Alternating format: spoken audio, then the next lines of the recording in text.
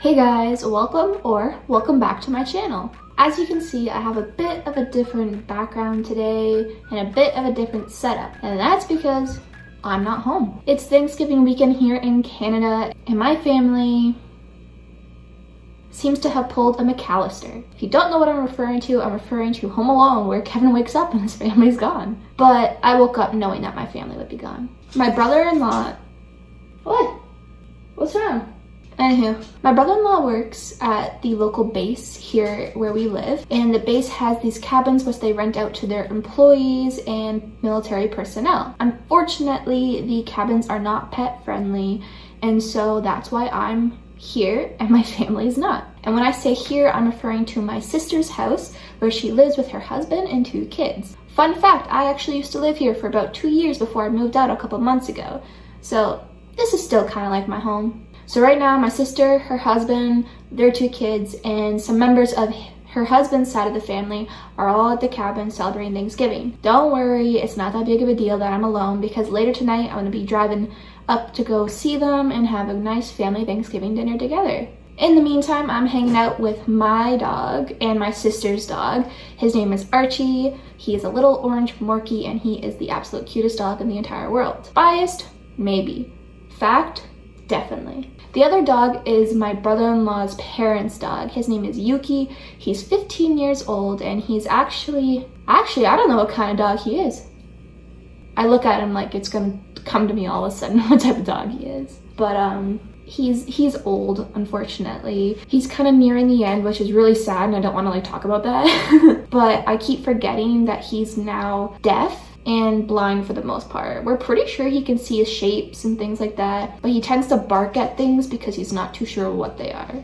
So I may be interrupted a couple times by his yapping, but we'll see. Anywho, today we are diving into episode 4. Yeah, episode 4 of my Storytime series. Archie, or is that Yuki? Which one of you is that? What? Who is it? Yuki? I don't know why I call his name. He can't hear me. Awkward.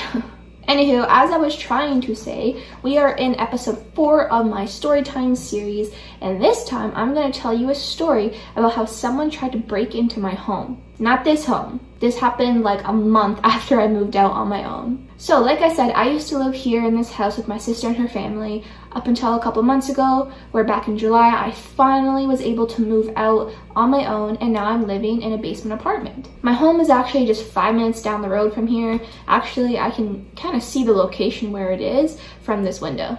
When I lived here with my sister and her family, we would do family movie nacho night every Sunday. What this meant was every Sunday would come around, and for dinner we'd have nachos and we'd sit and watch a family movie together. When I moved out, it was decided that I would still come back every Sunday, so once a week, to spend time with my family so we could still do our weekly movie nacho dinner night. One weekend, back in the summer, just shortly after I moved out, my sister had texted me and she asked if I could come on the Saturday night to do the nachos and movie, because the Sunday, the following day, was going to be very hectic because both her husband and her daughter are very athletic. They're in a variety of sports, so they were going to be on the go all day, and there wasn't really going to be any time to actually sit down as a family. As someone who only works Monday to Friday and has the weekends off, I wasn't going to be doing anything. So of course I said, yeah, let's do it. So Saturday rolls around and I'm over here at my sister's house. We're eating dinner or watching a movie. We were actually watching Pirates of the Caribbean. I think it was either the first or second one. I think it was the second, actually. It's 9 o'clock, we're near the end of the movie,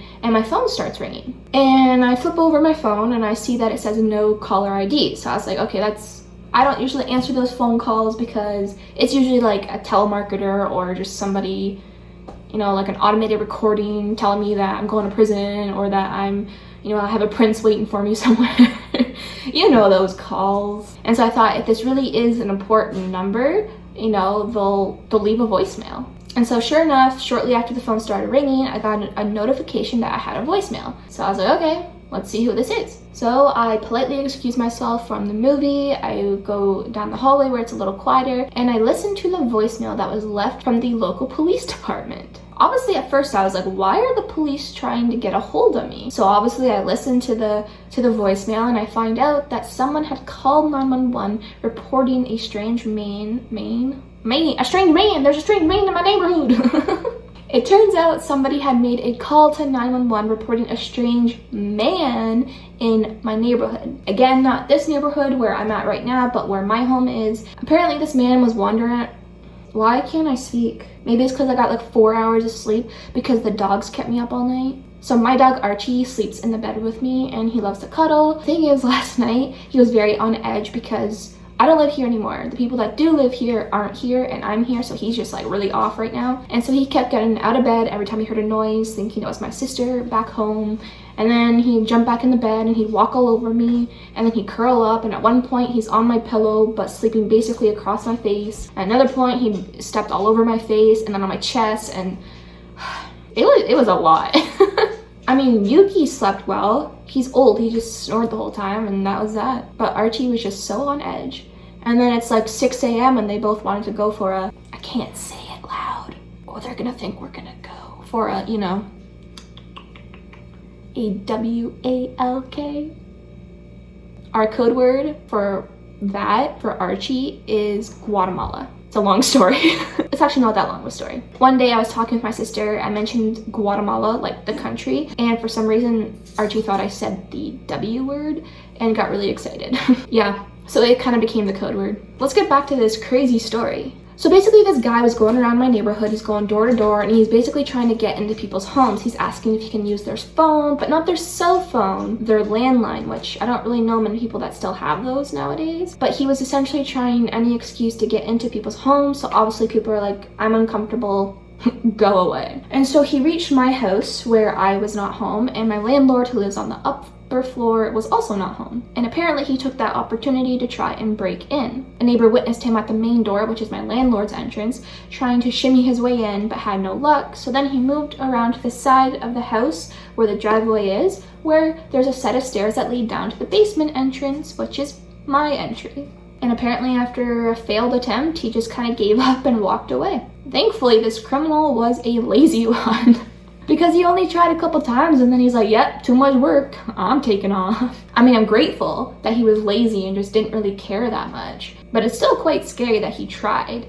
And so apparently this all happened like in the evening time when it was still light out, but I was getting the call hours later because I guess police went to the area, went to my home, did a bit of an investigation to make sure the area was clear before they contacted me. Now, they ended up only calling me and not my landlord because they had my number on file and my address, and they didn't have hers. Has that water cooler been going off this whole time? Man, that's gonna be some serious background noise that I'm gonna have to try and edit out because that's annoying. So inconvenient. Back to the main story. After I listened to the voicemail, I gave the constable a call back and just, you know, had her explain everything to me that I just explained to you. She asked if I was gonna be home anytime soon. I was like, well, yeah, now I'm gonna head home because I wanna make sure that he really didn't get in. I mean, the police said they didn't see any evident signs of someone trying to break in, but they wanted me to double check. They asked if I wanted an officer to meet me, and I was like, no, it's fine. Like, if you guys already checked, I trust you. I'm just gonna go home for my own anxiety. So my sister told her husband to go with me because obviously I'm not suggesting that if you're a female, you're automatically weak and therefore a target. I'm just stating the fact that generally when somebody sees a lone female, especially when they're younger, like myself, and I look like I'm a teenager, even though I'm not, I'm almost 25, guys. I just have a baby face. Anywho. As a lone female, you are automatically viewed as an easy target. That's just the way it is, unfortunately. And so my sister was like to her husband, just go with her, make sure she's good. So we did. We drove down the street to my house, and I get there and I see that my landlord's home, and I'm like, what?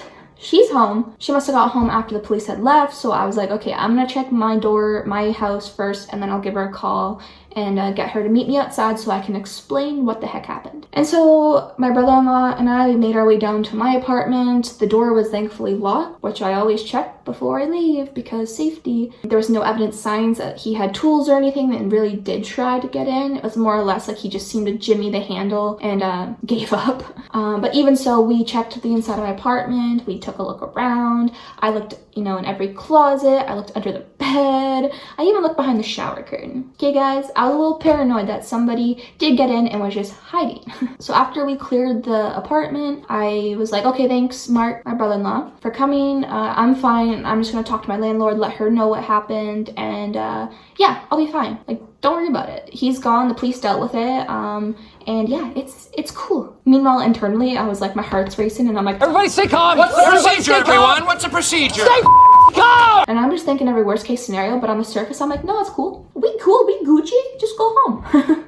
Why are you the way that you are? So I texted my landlord and I was like, hey, did the police contact you? And she was like, no. Should they have? I was like, hey, just come outside for a minute, I'll talk to you. So she comes outside, she had a friend over who was spending the night. She was like, well, are you okay? Like, what's going on? So I explained the situation to her and she's like, yeah, no, nobody called me. I was like, okay, well, I gave the police officer your number, so they might contact you, or if you want to contact them, just to let them know that no one got in, nothing's stolen, there's no signs of a robbery or break-in, because I'm gonna do the same thing after I'm done talking with you. I'm gonna call the constable back and be like, hey, it's all good. Thanks for notifying us. Thanks for checking the place before I got here, and things like that. So it was funny because my landlord and I, we hadn't really known each other for this long at this point. She could tell I was really on edge. My voice was shaky and physically I'm trembling. And she was like, are you okay to spend the night alone? Do you want us, have a slumber party with me and my friend? And I was like, no, it's okay. Like, you're literally a floor above me. Like, I'm gonna feel secure just knowing that you and your friend are home, so it's all good.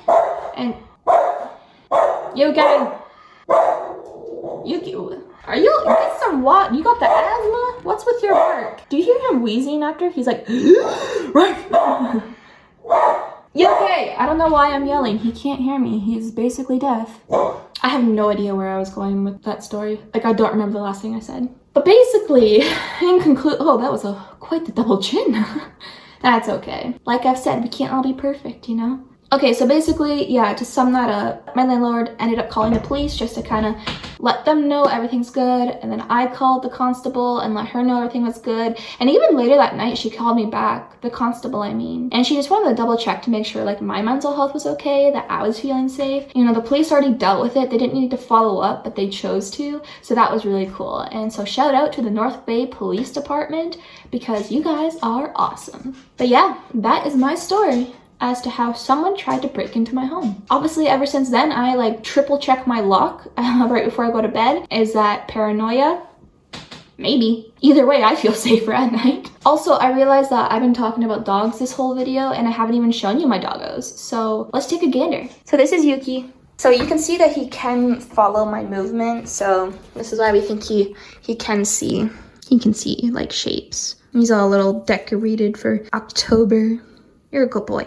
Now let's move on to Archie. Hi, what are you doing? Hey, buddy. So this is my doggo. He's a Morkie. So he's a Maltese and a Yorkie. He is 6 years old. Oh, you want a belly rub. Okay, that's why you're trying to roll over. Are you jealous? I just gave you attention. Oh my gosh. You boys are so needy. And now you're jealous. Oh my gosh, I can't win. But yeah, those are the doggos.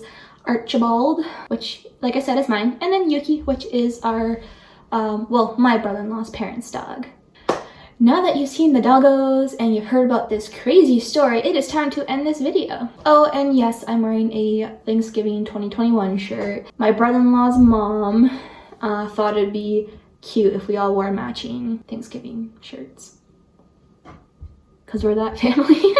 We're the family that wears matching shirts for holidays. Well, enough about me. It is time for the book and author shoutout, which I realize I'm not home. I don't have my bookshelf behind me where I can go pick out a book. But I did remember that I brought my own book here in case I wanted to read at nighttime. And it is Agatha Christie's Murder on the Orient Express.